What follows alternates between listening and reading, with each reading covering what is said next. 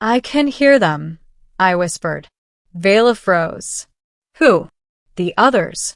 Not voices, exactly thoughts. Patterns. It's like a network.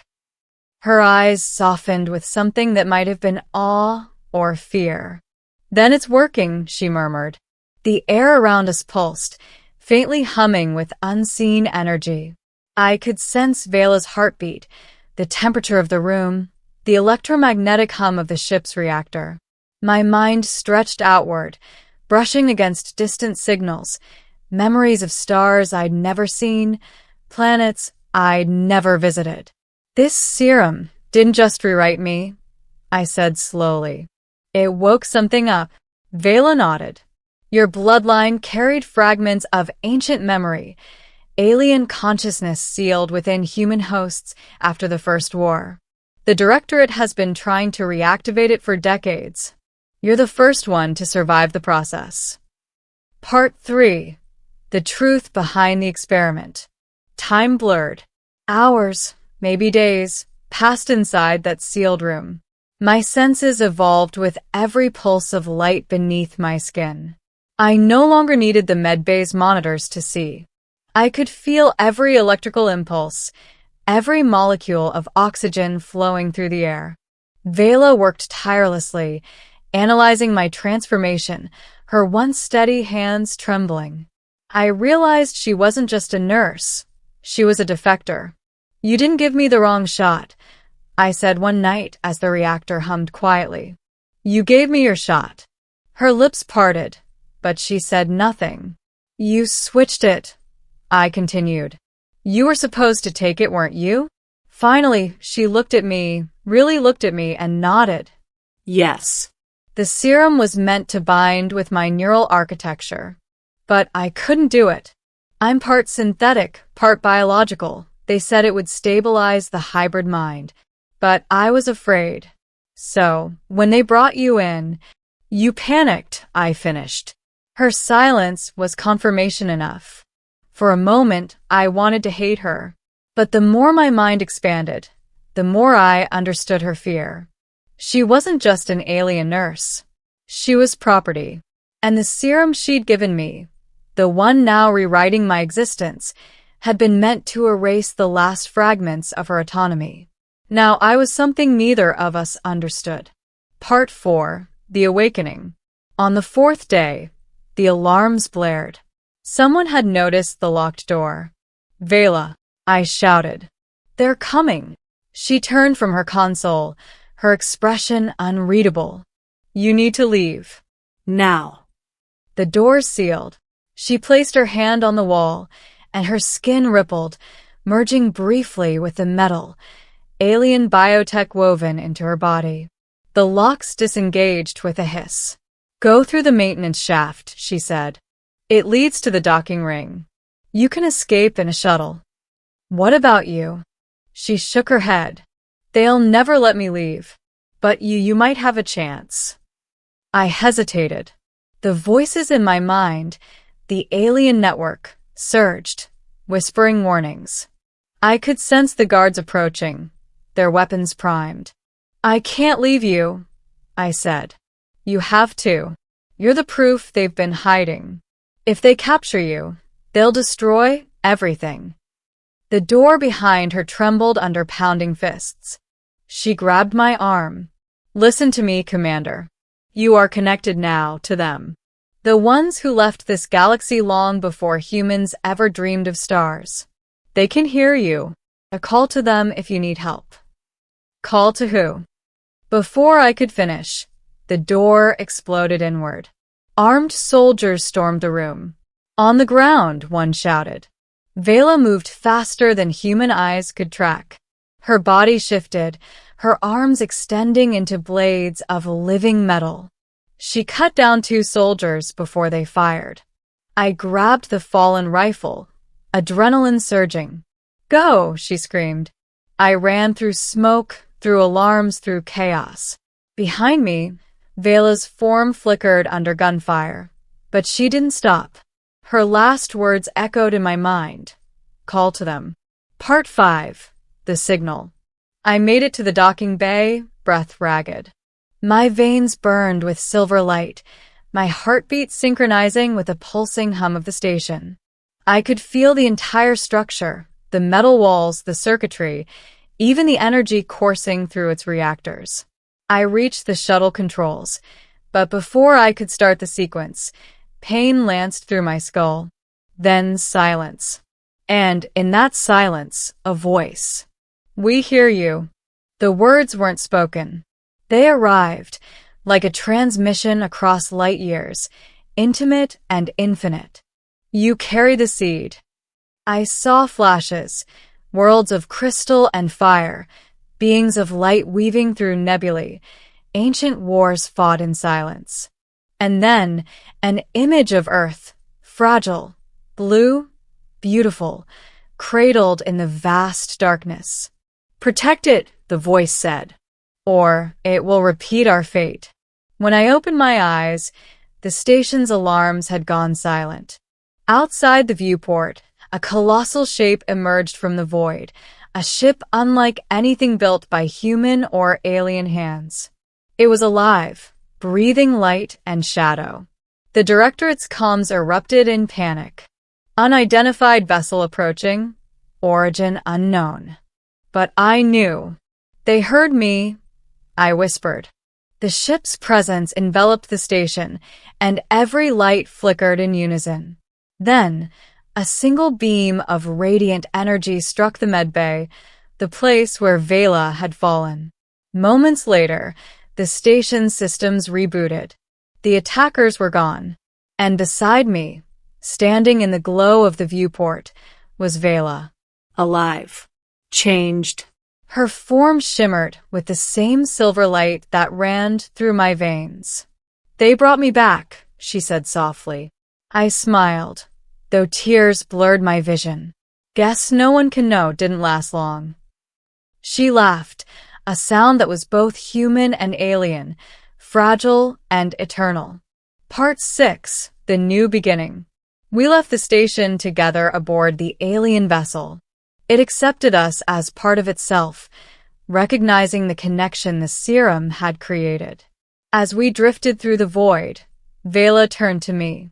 "You understand what this means?" "Yeah," I said. "They didn't just make a hybrid. They made a messenger." She nodded. "You can speak for both our kinds now. Maybe that was their plan all along."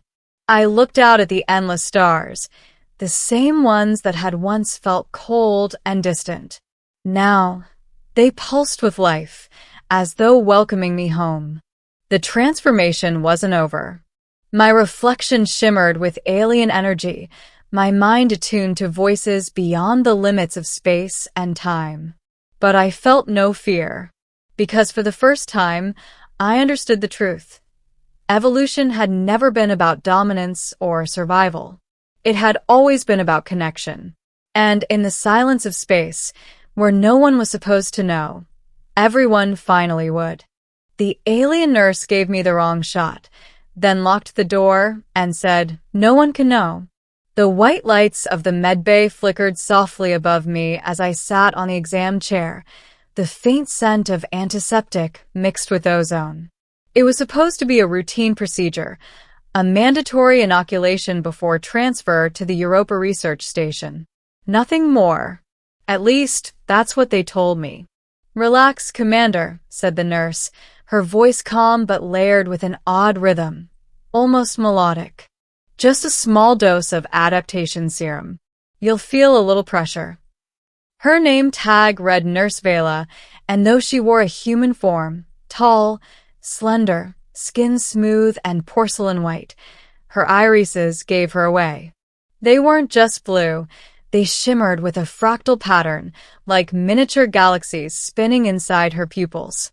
She was one of the integrates, hybrid aliens designed to bridge human physiology with that of our interstellar allies. Beautiful, precise, emotionless. She filled a syringe with translucent fluid that pulsed faintly like liquid light. "What's in that?" I asked. Vela didn't look up. "A standard immunoneural stabilizer. It helps your body adjust to Europa's microgravity pathogens. Completely safe." Her tone was rehearsed, sterile. I'd heard the same explanation a dozen times before, but something about her hesitation, the slightest pause before safe, made me uneasy. "Okay," I said slowly. "Let's get it over with." She approached, her footsteps silent on the metal floor. I felt the cold sting of the needle as it pierced my arm. The serum burned, just for a second, then it felt alive, threading through my veins like electricity. I winced. "That's new." Her eyes widened slightly, the first flicker of emotion I'd seen. "You shouldn't feel that," she murmured. "What do you mean?" Before I could ask again, she stepped back, staring at the syringe as if realizing something catastrophic. Then her expression hardened. Without another word, she reached past me and locked the door. The magnetic bolts sealed with a metallic hiss. "Hey," I said, sitting up. "What the hell are you doing?" She turned, and for the first time, her perfect composure fractured. "No one can know," she said quietly. "Not yet." Part 1. The wrong shot. My pulse thundered in my ears. "What do you mean no one can know?" I demanded. Vela exhaled slowly, as though choosing each word with care. "You were not supposed to receive that serum, Commander. It was meant for another subject." I stood, the room tilting slightly. "Another subject? What the hell did you inject me with?" Her eyes flickered toward the sealed cabinet on the wall. "It's an experimental compound, designed to interact with dormant neural structures, alien sequences embedded within certain humans." I blinked. "Alien sequences? You mean DNA?" "Yes," she said, "but not human DNA. Hybrid." The word hit me like a slap. "That's impossible." Vela shook her head. "Not impossible. Hidden. You wouldn't know. None of you would. There was a genetic adaptation during the First Contact War. Some human colonies were exposed to things. The gene lay dormant until now." I took a step back. My skin prickled as if tiny insects crawled under it. The burning sensation from the shot was spreading up my arm, glowing faintly under the skin. "Vela," I said through gritted teeth, "undo whatever you did. Now." She looked genuinely pained. "I can't. The serum is self-replicating. It's rewriting your cellular map. Stopping it could kill you." I staggered to the mirror and pulled back my sleeve. The veins in my arm shimmered with faint silver light, pulsing in rhythm with my heartbeat. My reflection didn't look human anymore. It looked otherworldly. "What's happening to me?" Vela stepped closer, scanning me with a wrist-mounted device. Symbols flickered across the screen, alien glyphs I couldn't read. Her eyes widened in alarm. "It's faster than expected," she whispered. "Your neural cortex is adapting. It's forming connections that shouldn't exist." "Stop talking in riddles," I shouted. "Tell me what's going on." She hesitated, then met my gaze. "You're becoming what they wanted to create, a bridge between species. A living interface between human and alien minds. But it was never meant to be you." Part 2. The Memory of the Stars. Over the next hour, I oscillated between panic and disbelief.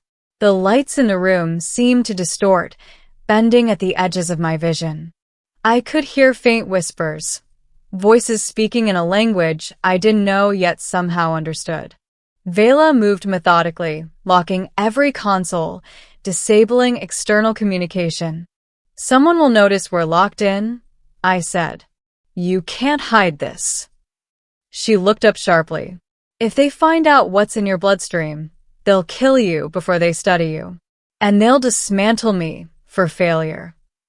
Her words didn't sound like paranoia. They sounded like experience. "Who are they?" I asked. "The Directorate," she said quietly. "The ones funding this station. They've been experimenting on integrates like me for years, trying to merge our consciousness with yours. You were never supposed to be part of it.